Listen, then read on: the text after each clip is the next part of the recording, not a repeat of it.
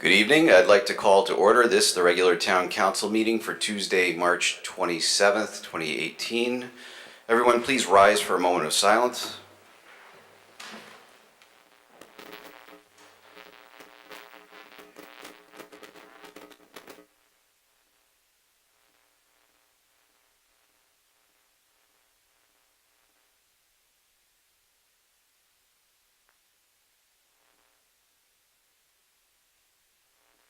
We'll have the Pledge of Allegiance. I pledge allegiance to the flag of the United States of America and to the republic for which it stands, one nation, under God, indivisible, with liberty and justice for all.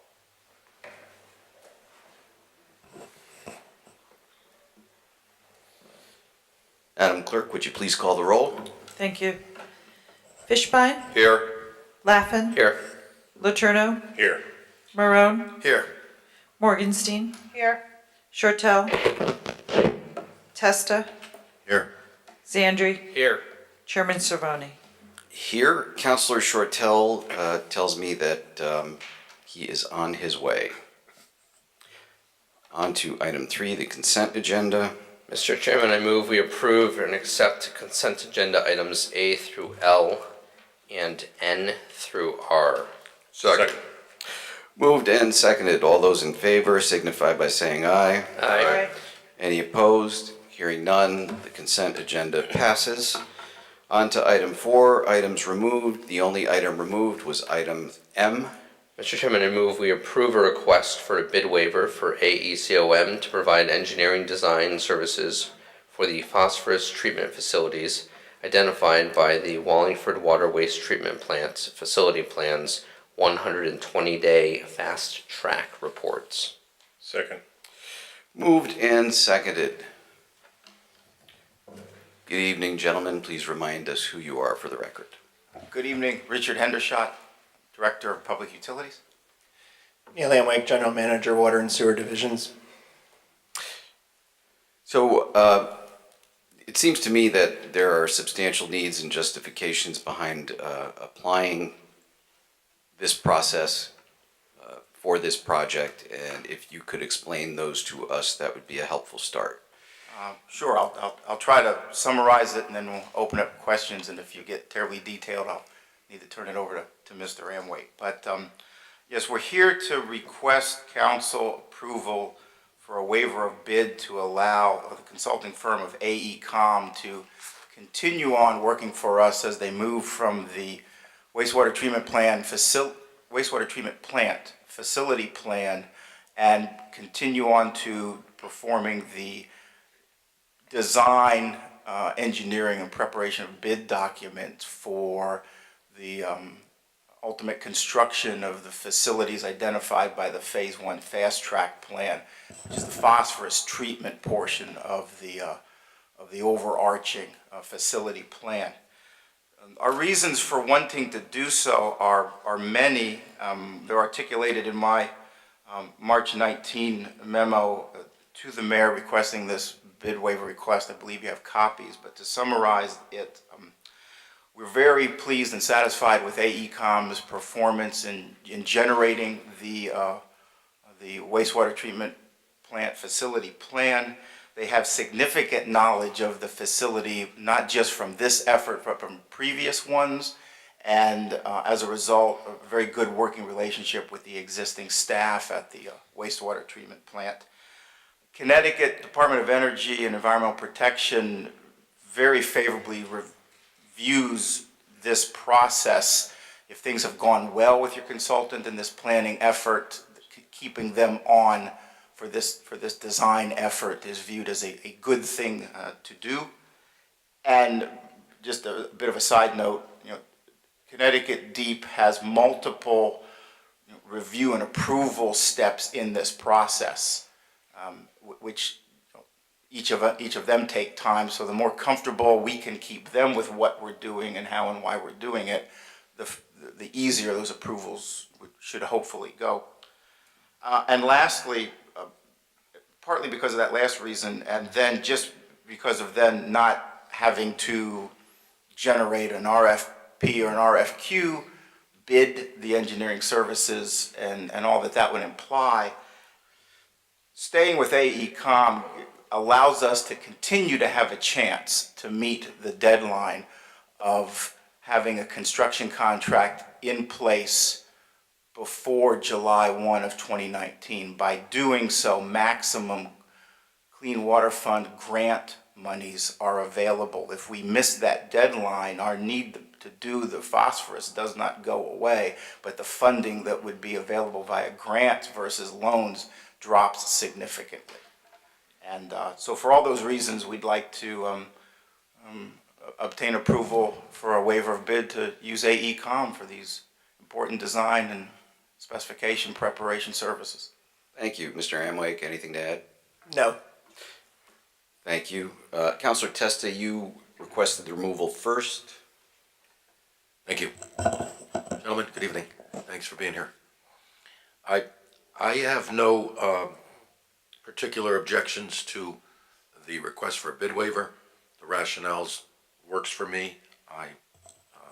When it comes to professional services, I'm generally, agreeable to a bid waiver requests, given the whole scope of what's at stake here. So that's not my issue. My issue is the idea of us finding ourselves in what appeared to me some type of deadline, rushed deadline, that I'd like an explanation as to why we're in that situation. Because we've been talking about the need to do this type of work for years. There's been no question that this had to be done, and it was going to have to be done. I understand there may have been attempts to seek changes in the requirements or the laws or any of that stuff, but we knew that, as we've talked about for years, that this project was going to have to be completed.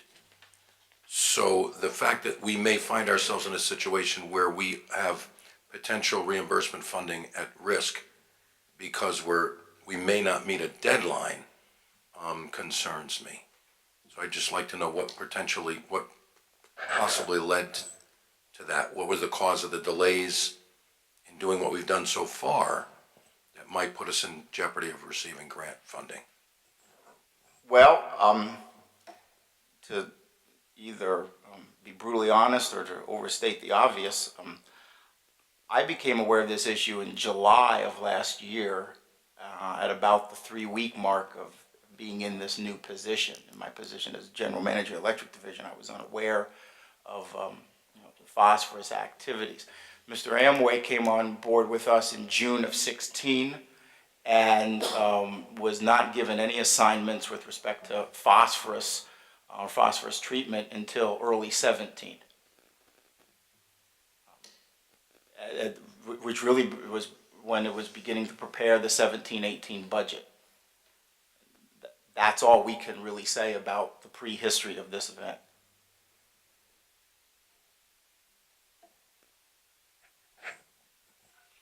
So what you've been working on is a study of the plant in general and upgrades that might be required, that we knew about as well. We knew that was necessary, that there might be a need to upgrade the facility. So were you working on that? Is that what your previous contract was for? I'm trying to get a grip on what they were chosen for in the first place, and then what we're going to do next. Right, AECom was selected by the qualification-based selection process. Right. Beginning in early 17. Early 17. To do the wastewater treatment plant facility plan, what I'll euphemistically refer to as a long-range planning study of the facility. Part of that was addressing phosphorus treatment, and that was carved out as a separate 120-day fast track plan so that they might accomplish it even more quickly. That's been done. That plan and what I will represent as final draft form is that DEEP, and Neil has met with DEEP staff about it already. The remainder of the plan is about 60 days out from being finished. And what the fast track plan does is identify what's needed to be done to hit the phosphorus numbers, and it identifies all the facilities that touch that process. It may not be directly a phosphorus reduction thing, but one has to touch it, change it, improve it, upgrade it, replace it, so that the new phosphorus process will work.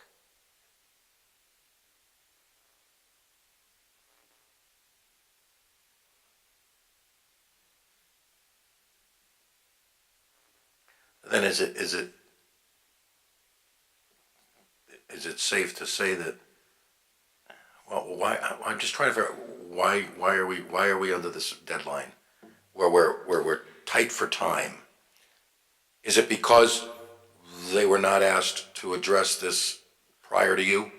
Correct. AECOM was not brought on board until after the process that began in early 17.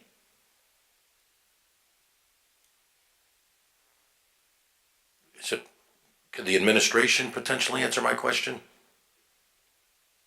I know of no significant delay. The phosphorus has been a matter of some concern. I've spoken on a number of occasions about it. I think there's some serious issues regarding the cost of it. Legislation was passed with regard to this issue. 5 towns at one point were involved in a study with DEEP, and the results of that study called for, in our estimation, at least one of the experts consulted, which was the Connecticut Academy of Sciences case. That report called for additional scientific monitoring to be done.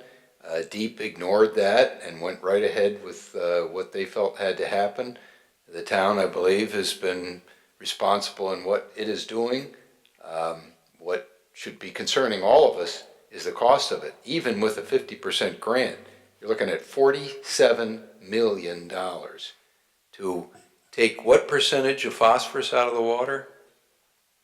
We've already reduced it from what? It was much higher. It's been reduced to 7. But Yeah, that's nitrogen. I don't have the current numbers in front of me. okay, But our new limit at our design flow of 8 million gallons a day is 0.13 milligrams per liter. but what is the amount we now have in the phosphorus in the water? I have that data on my desk. Okay. I didn't bring it with It's- me. We've spent relatively small amount of money to reduce through a process we now use. A large percentage is what I've been informed in the past. But to get to 0.1 is an enormous financial investment. This is something that we certainly will be hearing a lot more about, because at some point there's got to be a cost-benefit analysis on the money necessary to achieve what certainly would be a questionable mark to aim at, the 0.1.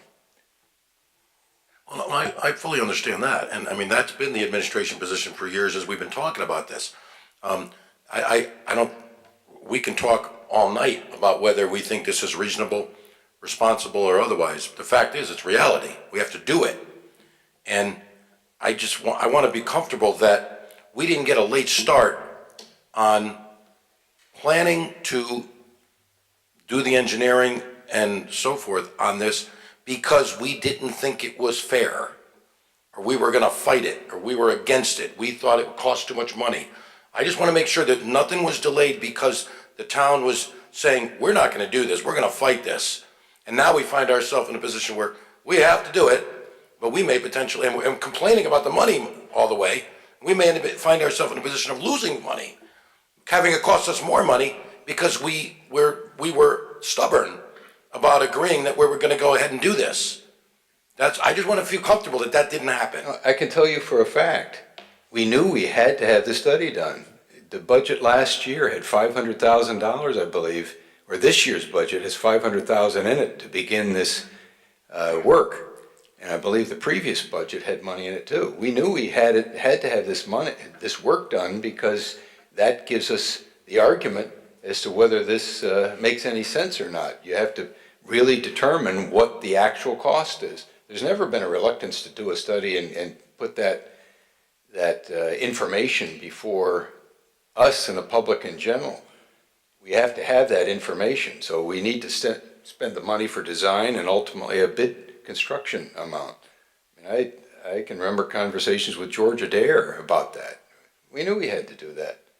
So I'm not aware of any planned delay or anything else, but it doesn't change the facts behind the scene. And to assume that we have to do this, I think is a mistake. What do you mean to assume we have to do it? We have to do it. I'm just saying, to assume we have to do it is a mistake. That makes no sense to me. No, no. What do you mean to assume we have to do it? We're being told we have to do it. What am I And maybe missing? those who are saying that are in error. That's what I'm saying. There's a crisis coming. We're in the midst of it, and this is one of the pieces of it. So you're saying it's possible we won't have to do this?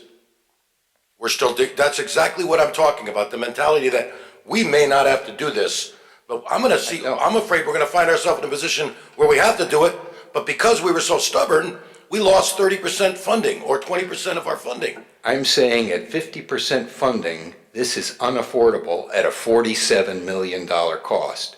At a 50% funding, you're talking about a significant increase in sewer rates. You know too many people who are so flush that it won't matter if their sewer bill goes up by twice? We need to know what that is.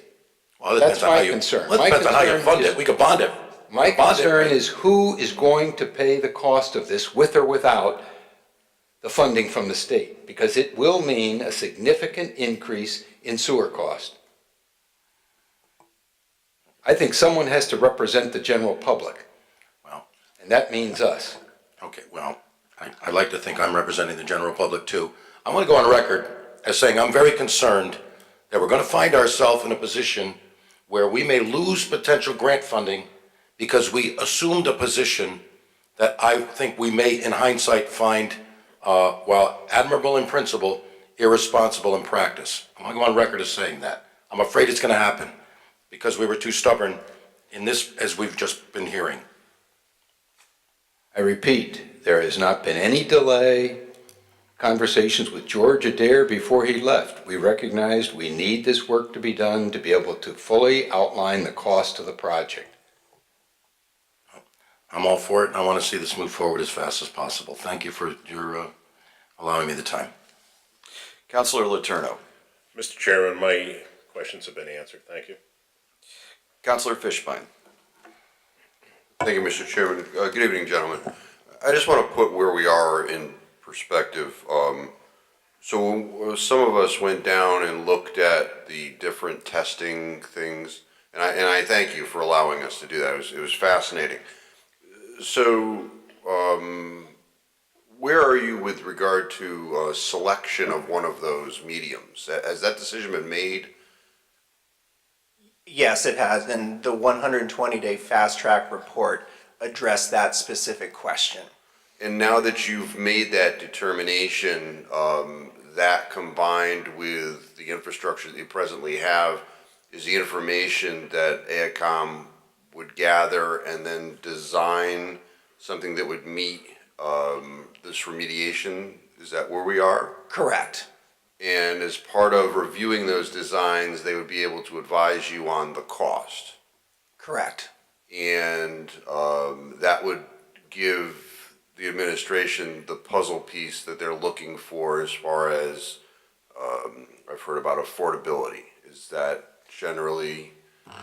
Correct. And at this point in the facility plan, we do have conceptual costs. They include a 30% contingency on them. As we progress into design and we get basically understand the design more, understand the specifications more, then we can refine that cost estimate as we move forward.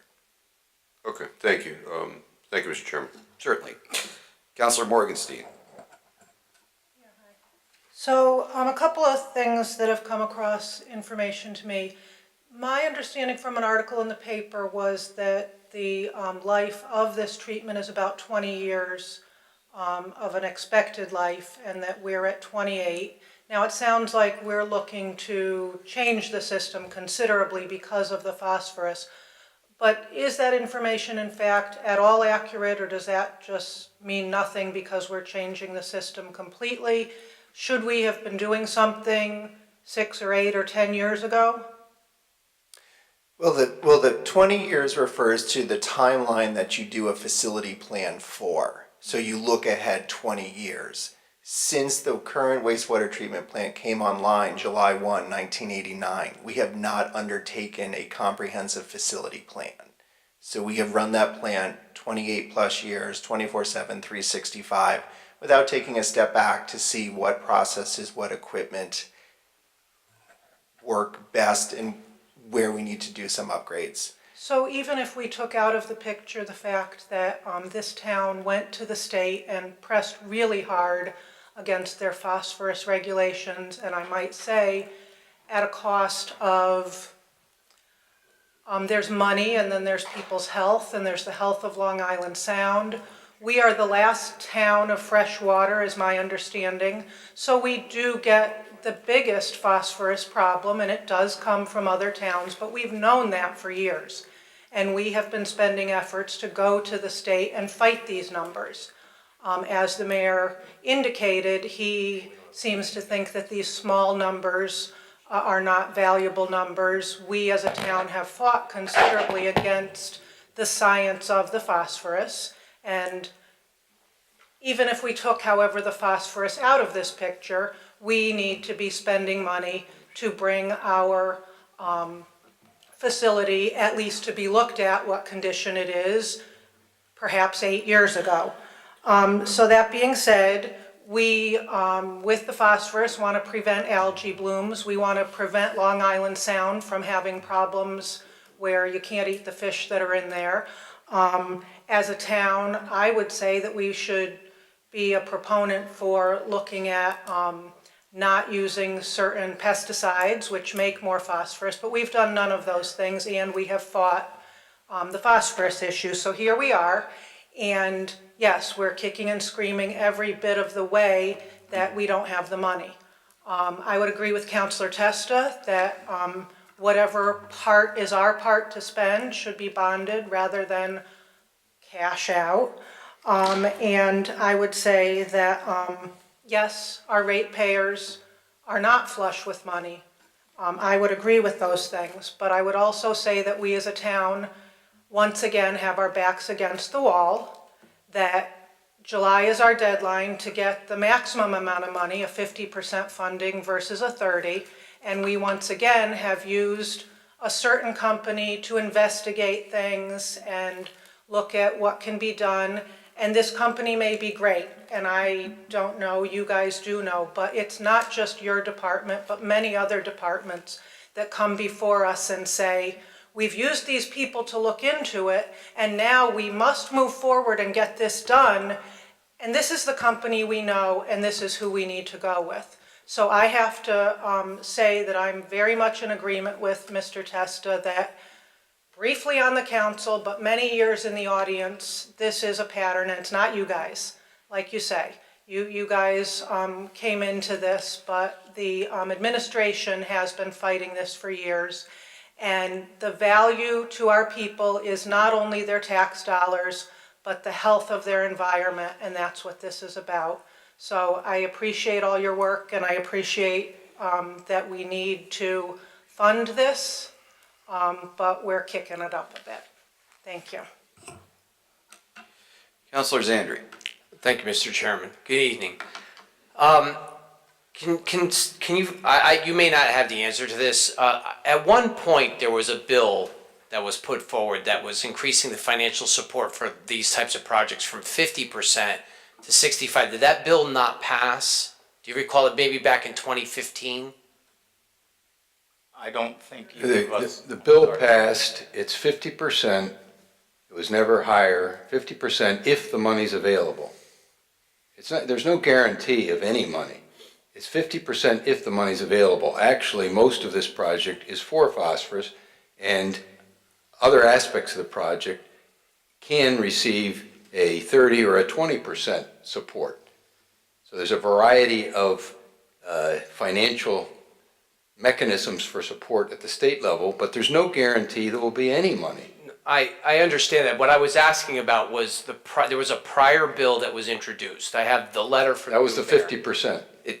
The town of Wallingford does not support HB 5888. While the increase in financial support from 50% to 65% is very appropriate, the legislation, and it goes on. And my question to start was, did that bill ever get passed? Did it get passed and we didn't apply for it? I'm just curious if we. I don't believe there's ever been any legislation higher than 50%. All right, well, it's got your signature on it, Mayor. That's why I asked it. But so be that as it may. But just let me answer that. It probably dealt with other aspects of it as well.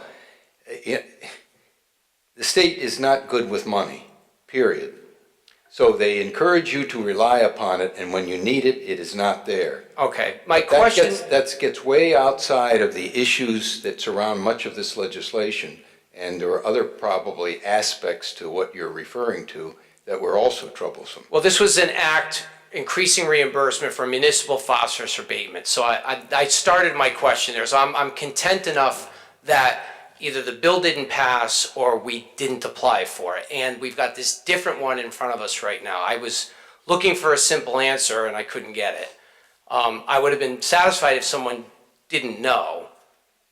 I have to agree with some of the other conversation up here. My concerns are, we are not going to not walk away and not do this. We're being required by the state. End of story.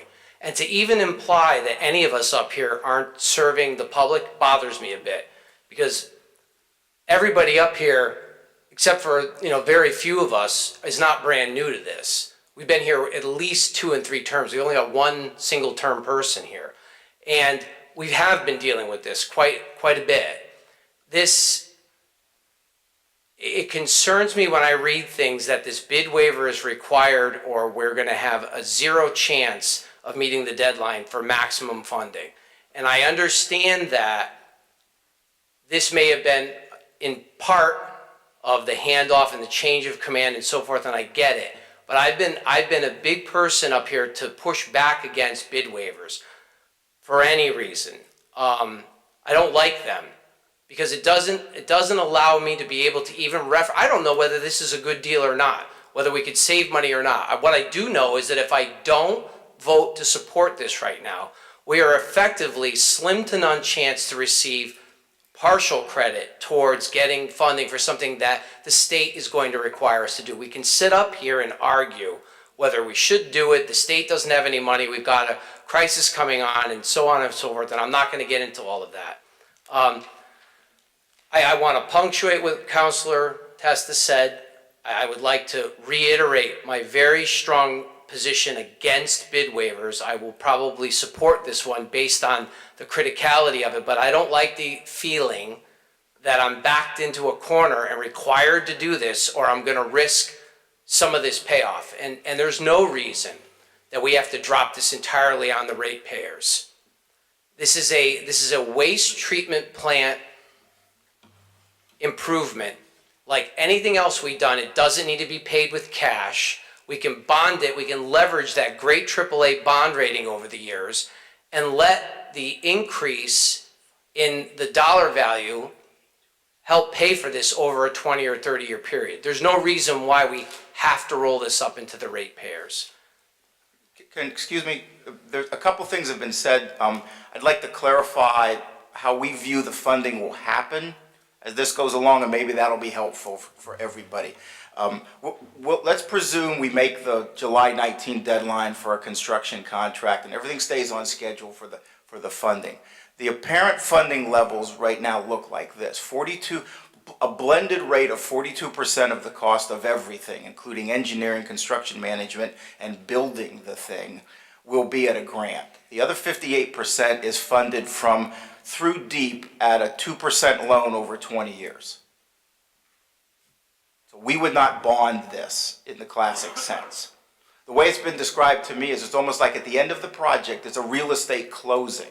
And you've had the total cost of the project, and if the 42% is the number that works out and happens, 42% is addressed through grants, and then a 58% loan is issued by DEEP to the town, and at 2% simple interest a year over 20 years we make that payment to DEEP. We may choose at closing to not borrow all of that 58% if the division had cash above minimums and the PUC felt it appropriate to use it to buy down the loan, if you will.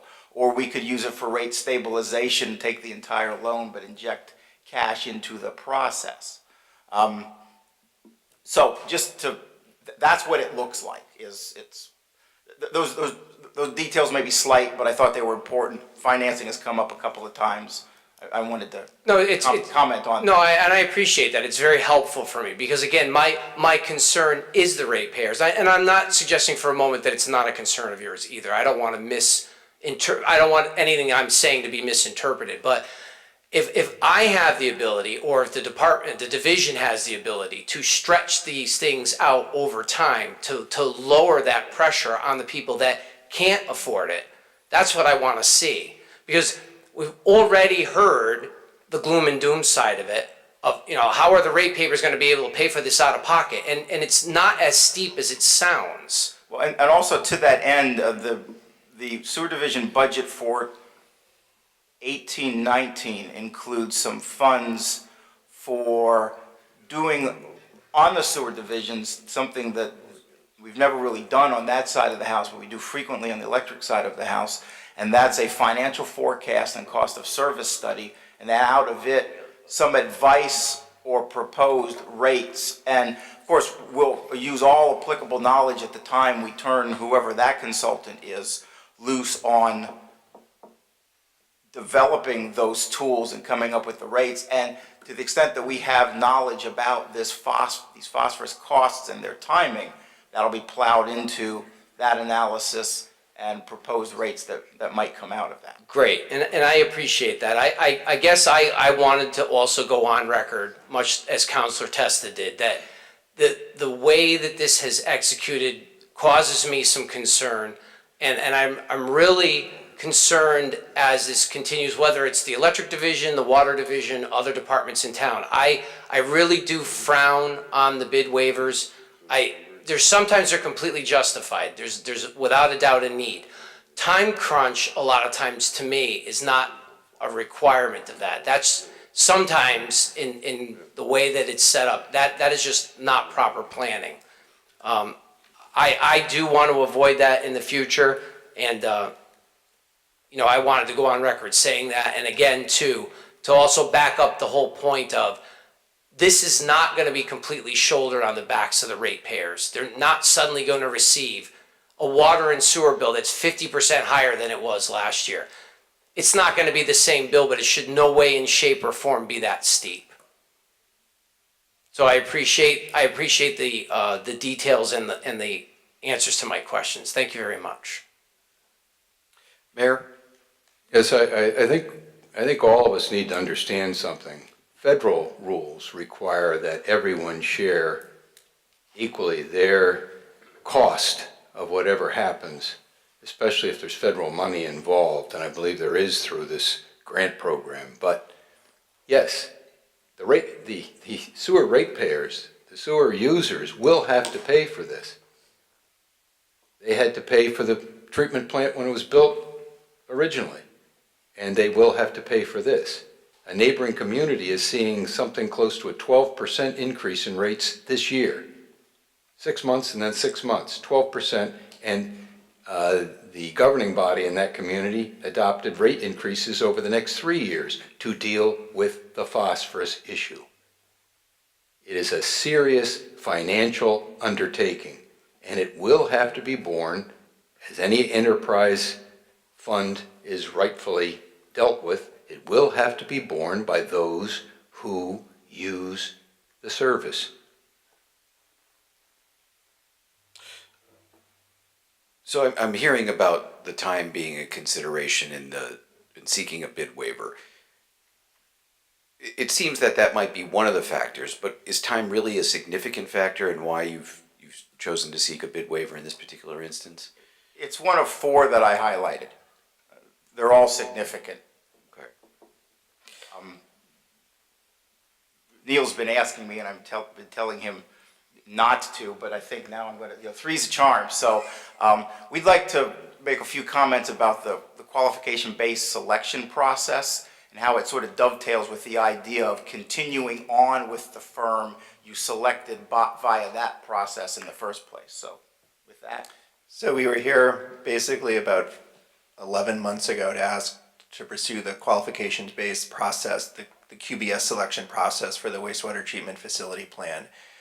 That was approved. Out of that, we developed a request for qualifications. It was a very strict document. We limited the amount of pages for both scope of services, the number of resumes, how many tours you could take at the wastewater treatment plant, etc. We received 7 proposals or qualification packages from 7 engineering consulting firms. We had a 5-person review committee consisting of myself, the senior engineer, the superintendent, assistant superintendent, and the chemist in the wastewater treatment plant. We each bring different skills and knowledge. We each look at it. 7 proposals. Each proposal took between 3 and 5 hours to review. In the request for qualifications, we had a scoring matrix. We provided that so the respondents would know how we were looking, manage expectations, what we were looking for. Everybody read them independently. We rated them. We got together, talked what we each saw, what we didn't see. We ended up inviting 3 firms in for interviews. The interviews were very structured as well. Once again, there was a separate rating criteria, and what we said to the respondents was, you have 30 to 45 minutes to give us a presentation. It could be PowerPoint, it could be boards. You're only allowed to bring 4 people. We wanted to see your project manager, we wanted to see your lead engineer, we wanted to see your process engineer, and basically a 4th person you could bring. We strictly said we did not want to see your business development person. We only allowed 2 a day. We actually only had 1 a day. We gave them the floor for 30 to 45 minutes, and then we opened up to a conversation. Each person on the selection panel had prepared questions, anywhere from 2 to 5 questions. The conversations went anywhere from 1 hour, 45 minutes to 2.5 hours. Quite a give and take. We were really drilling down into their people, their skills, what their philosophy was, how we were going to work together. Out of that, we rescored independently. We came back, discussed it, rescored again, and then we selected AECOM through that process. Actually, I revisited the scores 60 days after we picked AECOM, just as a check, are we still happy with who we are? And we are. It's a great working relationship. I would say the sewer division staff, Eric Kruger, the senior engineer, myself, we are a very tough bunch. We asked some pointed questions. I had a question this afternoon. We are drilling down into lab results from the pilot testing and other things. So this was a very robust process. It wasn't simply read it. We've had several discussions, to have a 2.5 hour interview, and it was a discussion. So that's a little bit about how we selected AECOM. Thank you. Councilor Fishbein. Thank you, Mr. Chairman. I just, a question for my colleague, Representative Zandri, Councilor Zandri. What bill were you referring to? What bill number? If I may. Thank you. 5888, HB 5888. Okay. Because I've been looking at 5481, which was a similar sort of situation. But 5888, I just want to take a look at that. Okay. Thank you, Mr. Chairman. Certainly. Any questions or comments from the public? Mr. Gross?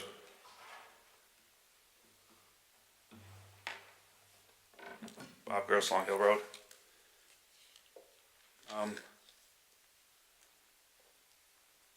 Do you know, let's see here. When did you start this process then? Because the reason I asked that is back in 2013, the town was already involved in this process. And there was a deadline set in 2013 of 2018, the plans had to be done by then. Some communities have already completed their plans, or already completed the plans. Cheshire, Manchester, they're done already. Meriden, they're already figured in their rates. I don't know if Meriden's completed their plant. Do you know? 'Cause Meriden is currently at the 30% design stage. have we designed any of it yet? No, that's what we're here about. Okay, so what I'm saying is, it seems that to Counselor Testa, Zandri, and Morgenstein, that this has been a pattern here, because we have other communities that are already completed with this project. Back in 2013, State Rep. Mashinsky sponsored legislation that increased the reimbursement rate to municipalities that made the changes from 30 to 50%. The law was revised last year, extending the deadline for municipalities to enter into contracts from July 1st, 2018. They extended it to 2019. So, I mean, I don't know what we've been waiting for. Do you know who used what? I know who AECom is, but do you know who Cheshire used, or Plainville, or Manchester? Any of the other ones that have built their plants already? Did they all use AECom, or did they use somebody else? My understanding is Ty and Bond did Plainville, Wright Pierce did Manchester. I do not know who did Cheshire. AECom is the design engineer for Meriden. Ty and Bond is the design engineer for Southington. As well, and one other. No, I understand. It's just to, and I know you've only been there for a short while, it's just to Councilor Zandri's point, there are other, bid waivers are a tough thing to take, especially if you did not, again, nothing on these two gentlemen, they're new to the, well, sort of new to the plan at the plant down there. But there are other companies that do this, and there are the ability to get bids on this. I know you're under the gun now to do it, but if things had been done in a timely manner, there might have been ability to go out for an RFP and have competitive bidding done on the plant instead of having one person look at it.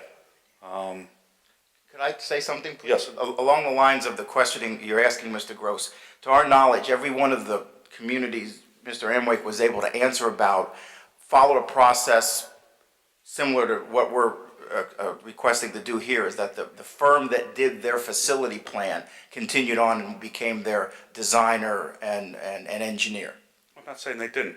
No, I'm just saying that Yeah. the idea of the rigorous process at the front end to select the firm to do the facility plan appears to have served as a surrogate in each one of those communities to select the firm that then was retained for additional services to do the design. So just wanted to be clear about that. That the exception to the rule is one does the plan and then steps back and bids the design and the engineering separately from having done the plan.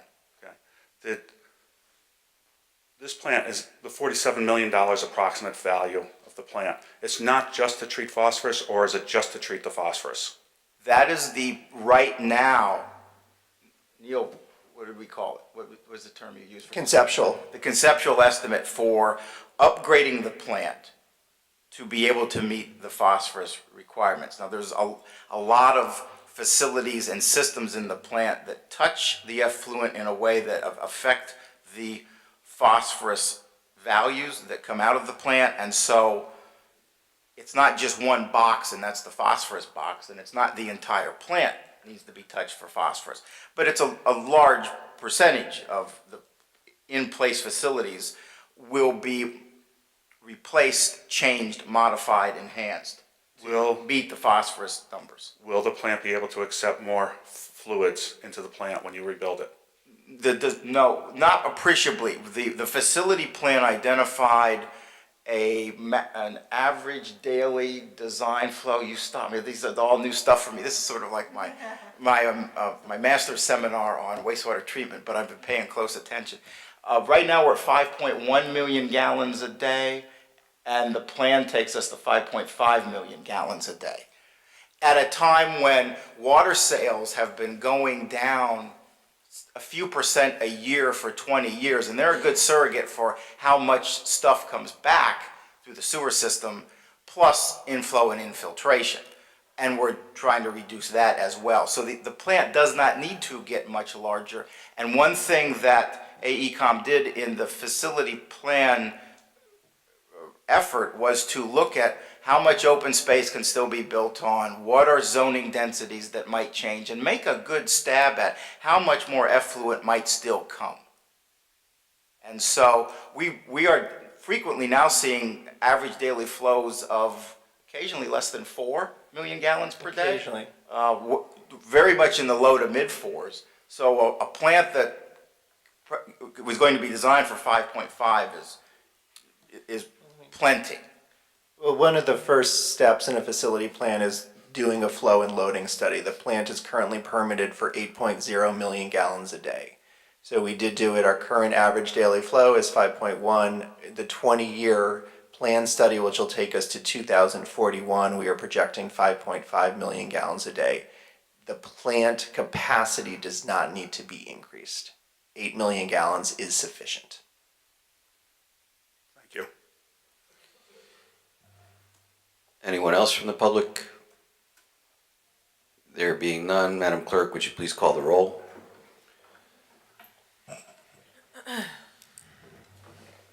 Fishbein, Yes. Laffin, Yes. Letourneau, Yes. Marone, Yes. Morgenstein, Yes. Shortell, Yes. Testa, Yes. Zandri, Yes. Chairman Cervoni. Yes. The motion passes. Thank you. Thank you. Thank you. Before we move on the agenda, during the consent agenda, we did have some appointments. I don't see any of the marshals here, but I do see Ms. Collette has been waiting patiently. If you want to come forward and be sworn. Mr. Chairman, if I may, on that item 3P, there's a typo in there. Yeah, saw It's that. for a five term instead of a 5-year term. But it does say at the end it's until March 27th, 2023. I know, but it doesn't say 5-year. It says for a 5-term effective immediately, and then it gives the date instead of a 5-year.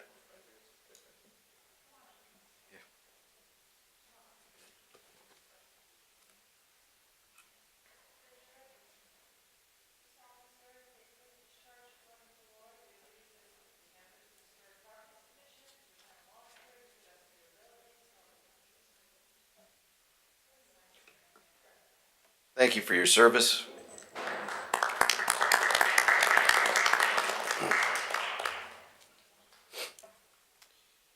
On to item 5, the public question and answer period.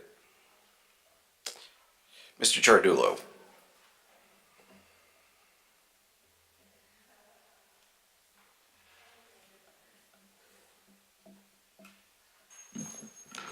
Paul Chardullo, 2 Bayberry Drive. This is to the individual members of the council and the administration. I'd like to point out what I think I and 1 or 2 others believe is a pretty serious flaw in the way that we develop the budget every year. And that is that, you know, it begins with building the expense budget.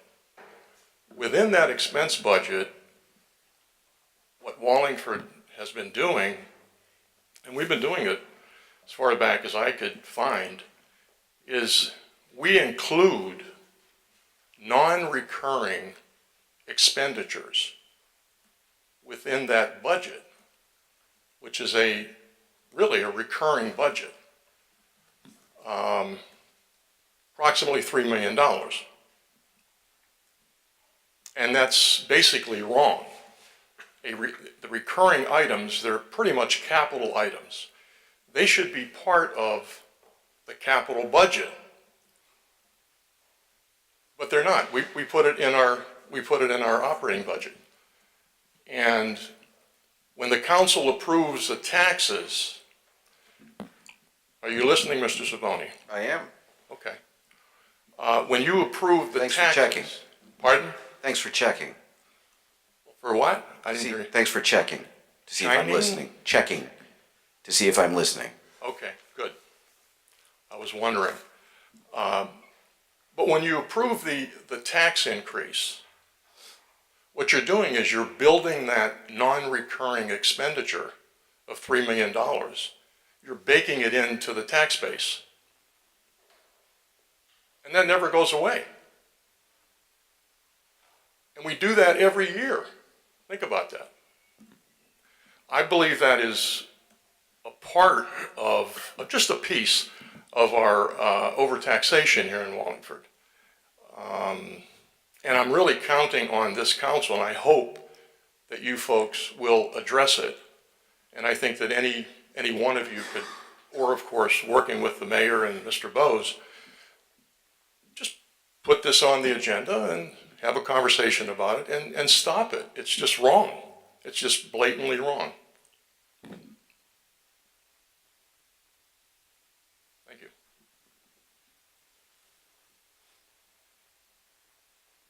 Anyone else?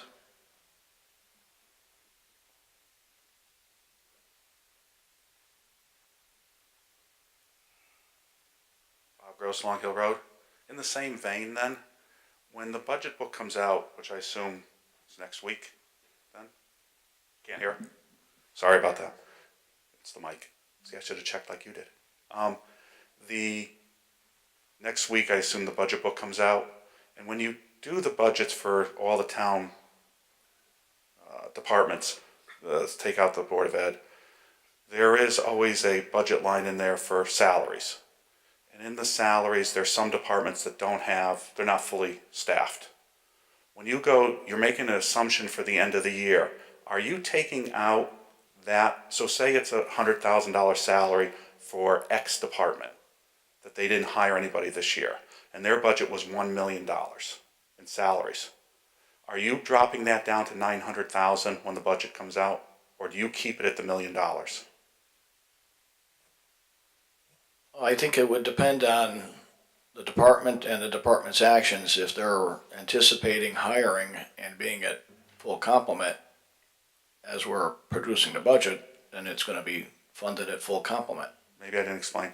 So what I'm saying is, so when you have a estimated budget for now, I think it's through January of 2018, it'll say. That's the actual activity? Right, and then you'll have an estimated through June 30th, 2018. In there you have, say, one person in one department X isn't hired, that position has been empty all year at $100,000. Their line is $1 million in salaries. Are you taking out that $100,000 at the end of the year for the June 30th? No. You mean to use in the upcoming year's budget? Well, what would happen when you're is- giving the forecast for the last June 30th, saying this was the actual expenses for the budget for Department X, and they had $1 million salary budget. They have one person that wasn't hired at all during that year. That position was open for whatever reason, doesn't make a difference. It's $100,000, just using easy numbers. So it's actuality $900,000. What are you showing? Are you showing $1 million or are you showing $900,000? In the next June year's 30th. budget, the budget book? The budget book to June 30th. Just what was actually spent. So, but are you because you're estimating it from just January 30th. No, it would be just what was actually spent. How do you know that they didn't hire, so how are you estimating that then? Well, in the columns in the budget book coincide as promulgated by the charter. The last fiscal completed year's actual expenditures. So that's what's in the 630. Well, this year would be 2017 figures, because obviously 2018 is obviously not closed. Then it says, the charter then states something to the effect, and I'm paraphrasing, so the current year up to a certain point in time is, deemed closest to the budget period. We use 131 because when we start closing the books down for the month of January, if you will, we don't really close the books during the year per se. We do like a soft close. We use those actual numbers, 131. So if that department that you mentioned has not hired anybody from July 1, 2017 through, let's say, 1/31/18, there would be nothing included in that expenditure line because that's actual. And then the upcoming, the next columns are the current year budget, which is promulgated again by the charter language. And then, of course, the three columns that represent the budget that's going to be before the public, the council, like you said, a week from now. What that department requested, the mayor's authorization and ultimately what the council / final authorized budget is. So for February, March, April, and May, in June, you're assuming there was no expenditure on that, and you're keeping that at zero all the way through? Well, I think it doesn't really reflect anywhere because we build our budgets up from the ground as far as salary and benefits go, which is most of the budget. And I think you've seen, because you've been here for many budget seasons, the personnel detail reports which show the employees, the total what's budgeted for the upcoming year, and that tying back to the budget's, the department's request. So what really happened the year prior with regards to one position or two is not really reflected in a budget document. That's taken care of during the audit process. But the budget, now if that person, like you said, that $100,000 employee, to make the number simple, is not coming back, or the position was eliminated, et cetera, the next year's budget would show $900,000. Because again, it's built from the ground up. But in the previous year, is it showing, you're not showing a penny in that budget for that person if he was never hired, or she? In the budget document, yes, but in the actual expenditures, no, because there were no expenditures. But in the budget book that we get, Yep. so we'll have to say it's Department X, are you showing any spent on employee A? No, it wouldn't be. If that person didn't work all year, no. But from February through June, you don't know that they didn't work or did work. That's correct. So are you? That's correct. No, we do not, we carry that through January 31st, 2018. I believe last year, and maybe the chairman could help me out, I believe some councilmen wanted it updated through, was it March? And I think we did change it through March to bring it up, but I think that was last year. So we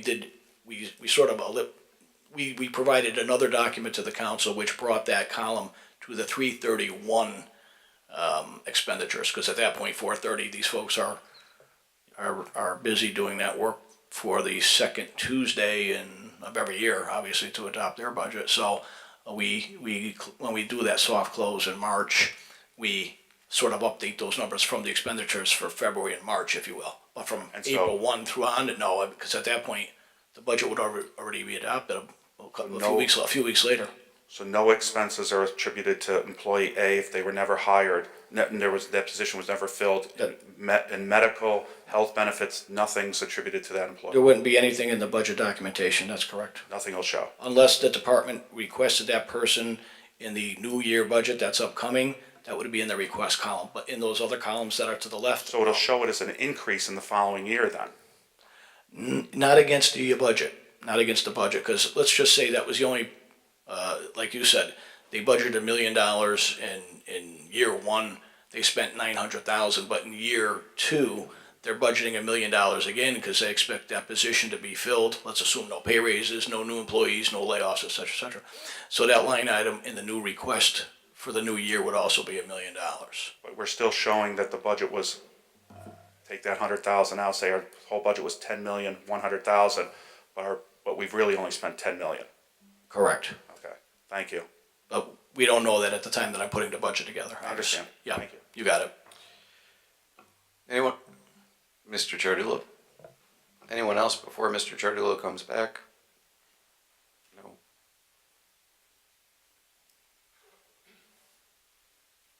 Paul Chardillo, 2 Bayberry Drive.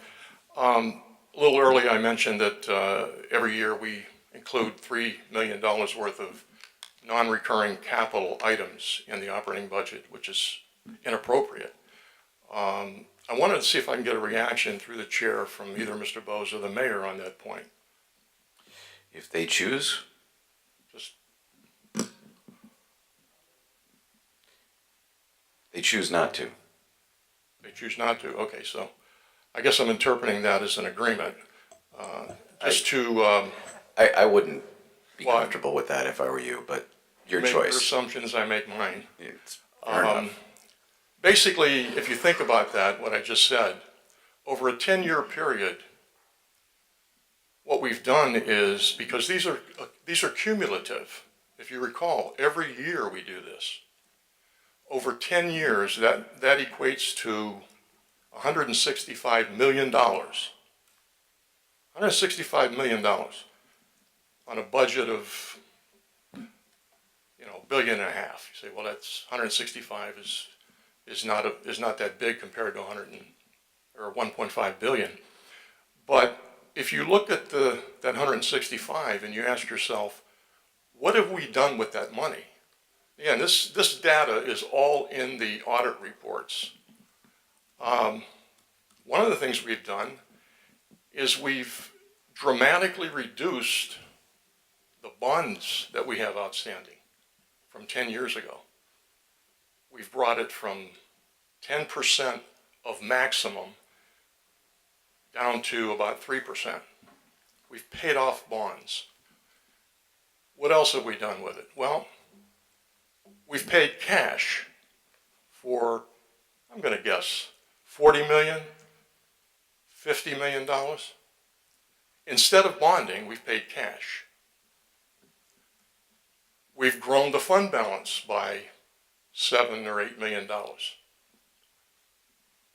I think those are the three major pieces. I'm sure there are other things we spent money on, certainly to run the town, but a lot of that capital and the resultant actions haven't helped the taxpayer one iota, because that money came out of the taxpayer's pocket.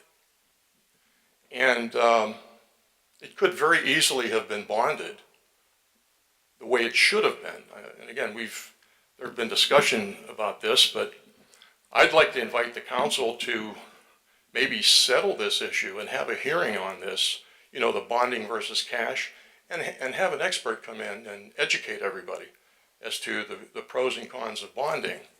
Because basically the way I see it is all that's doing is it's driving up taxes, and it's forcing taxpayers to pay cash for capital items that have a lifespan of 50 years. It's unfair, it's wrong.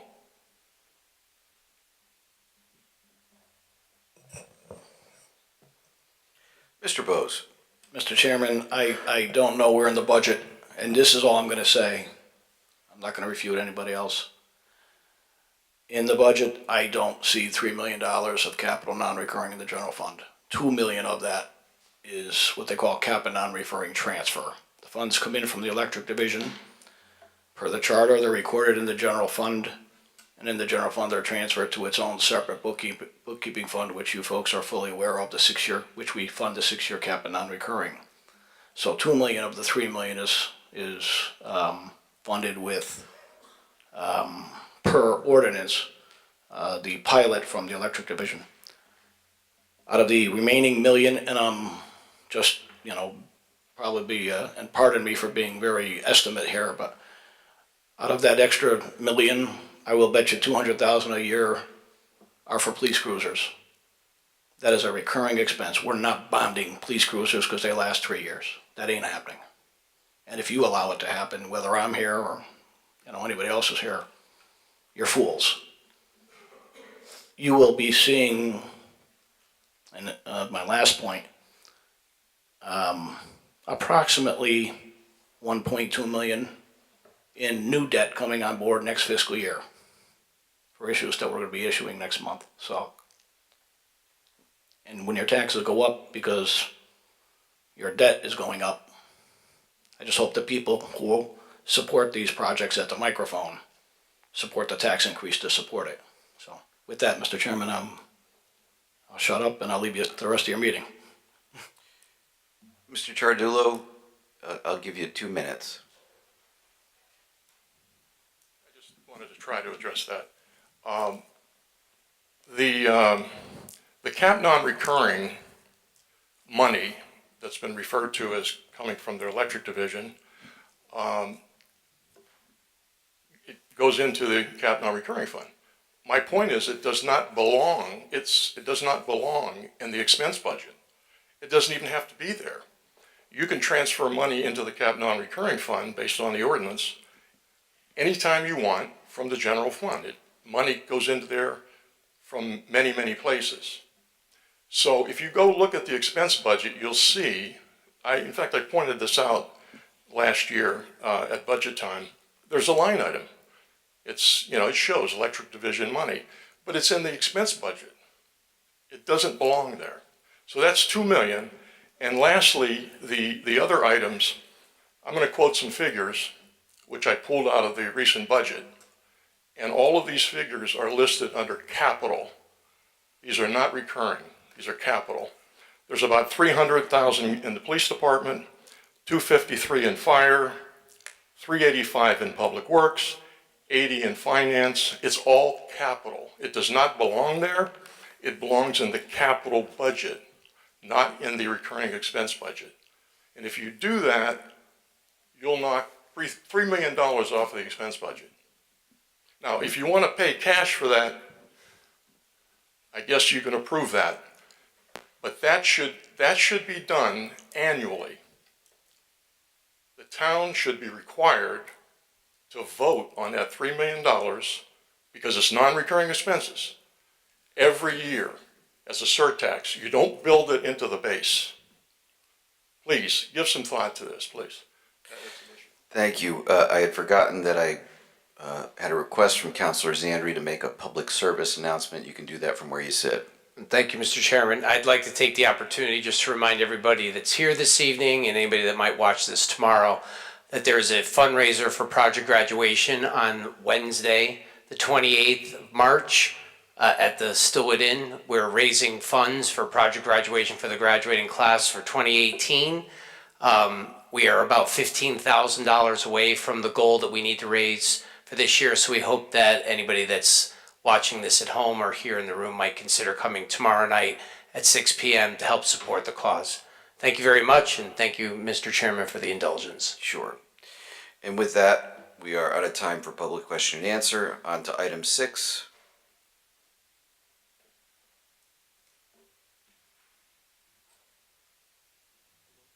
Oh, no. Mr. Hutt, this is discussion and possible action regarding the pension contract tentative agreement for IBEW 457 clerical and non-hazard production employees. Thank you, Mr. Hutt. What do you have for us? Okay, I'm here tonight to seek your approval. The town recently reached a tentative agreement on a pension contract with IBEW 457 non-hazard pension plan. It covers about 28 employees in the clerical division as well as the production division. Basically the provisions are, it creates a new pension plan, cash balance plan that similar to what you approved for the managers a few months ago, provides a new cash balance plan for new hires hired after the date of ratification. And the contract would run through March 31st, 2022, with no changes, no increase in pension for current employees in the DB plan.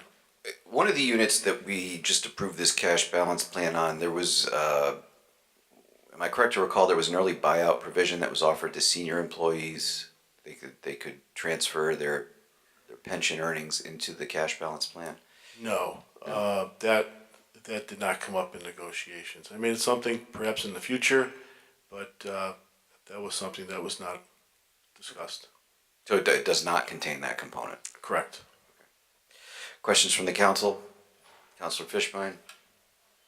Thank you, Mr. Chairman. Good evening, Mr. Hutt. Good evening. Where's the backup? I have a letter. I also sent over a copy of both pension agreements. I sent it over on March 22nd. So we got a subsequent? Yeah. Back up. Item number 6? Yeah. Oh, file not found.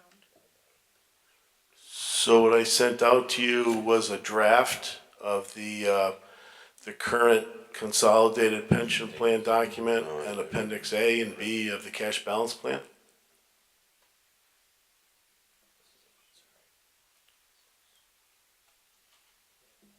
Yeah, That's the item 6 addendum. okay. It came as part of the electronic, but not the hard?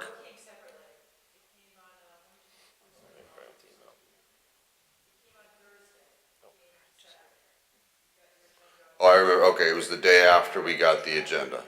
Okay. I did look at, okay, but it wasn't in my hard copy packet. Okay.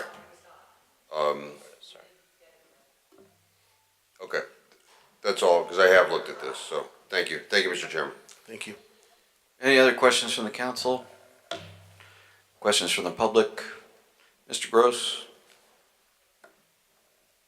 Bob Gross, Long Hill Road. Does this mean that new hires are in the cash balance plan, or do they have the option? They are in the cash balance plan. And the people that are in the plan now, there was mention, they can't buy out of it if they want to? That's correct. Okay, thank you. Any other questions or comments from the public? Do we need a vote on this, or is this something that passes whether we vote or not? This is something that passes after 44 days total, but I would recommend to approve it because You have new hires. it won't be effective until ratification. Okay. It's effective upon ratification, so the sooner you get people in, the better. Mr. Chairman, then I move we approve the pension contract tentative agreement for IBEW 457 clerical and non-hazard production employees. Second. Moved and seconded. If there's no further discussion, Madam Clerk, would you please call the roll? Fishbein, Yes? Lappin, Yes. Letourneau, Abstain. Marone, Yes. Morgenstein, Yes. Shortell, Yes. Testa, Yes. Zandri, Yes. Chairman Cervoni. Yes. Motion passes. Yes, it does. Thank you very much. Mr. Chairman, I just want to explain briefly my abstention. This is my wife's contract, so that's why. Thank you. Thank you. On to items 7 and 8.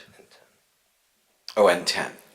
Mr. Chairman, I move we go into executive session pursuant to Connecticut General Statute Sections 1-206D with respect to the purchase, sale, and/or leasing of property, and Sections 1-225F, 1-206B, 1-206E, and 1-210B4 and 10 to discuss pending litigation, claim resolving, CMEC arbitration, and legal advice related hereto, and Section 1-206E and 1-210B5B to discuss confidential commercial and financial information regarding a potential development proposal. Second. Moved and seconded. All those in favor of going into executive session signify by saying aye. Aye. Any opposed? Hearing none, I declare the council in executive session. Please kindly clear the council chambers. Thank you.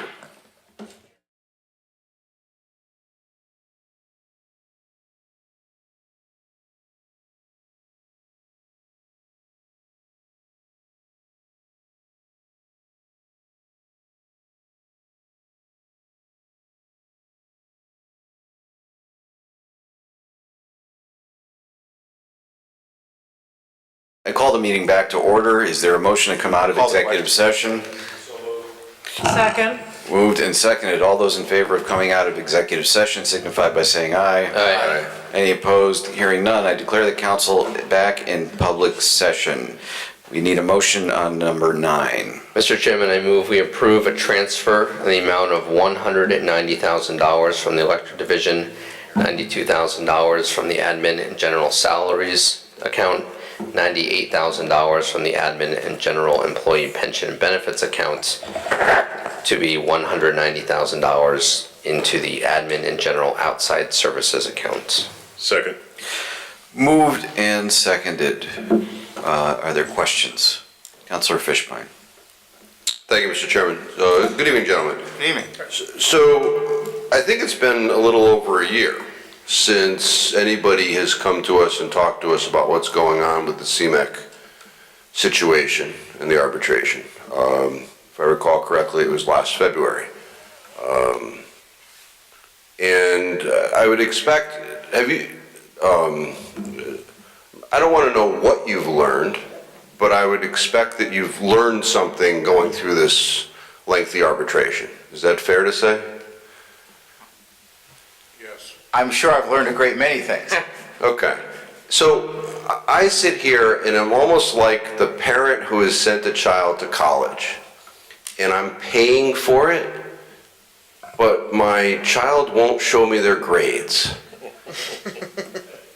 And my child keeps coming back to me for more money, expecting me to keep on paying for this with no grades.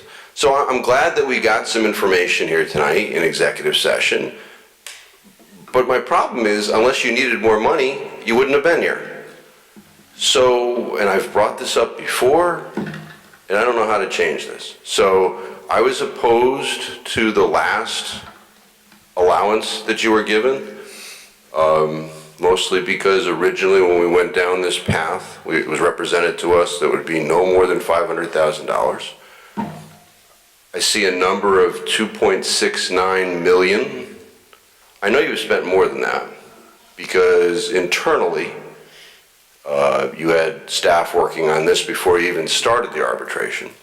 I think there was some mediation before that also. So, if we were to take the staff time along with everything, you're probably in excess of 3 million. I'm done with giving money. I'm sure it'll probably pass tonight, but I think you got the point. So, thank you. Any other questions from the council?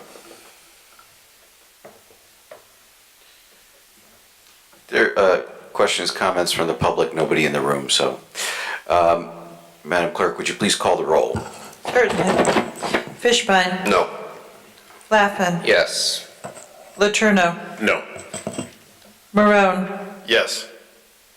Morgenstein. No. Shortell. Yes. Testa. Yes. Zandri. Yes. Chairman Cervoni. Yes. And the motion passes. Thank you for your time. There being no further business on the agenda, a motion to adjourn would be appropriate. Second. Moved and seconded. All those in favor of adjournment signify by saying aye. Aye. Any opposed? Hearing none, I declare the council adjourned.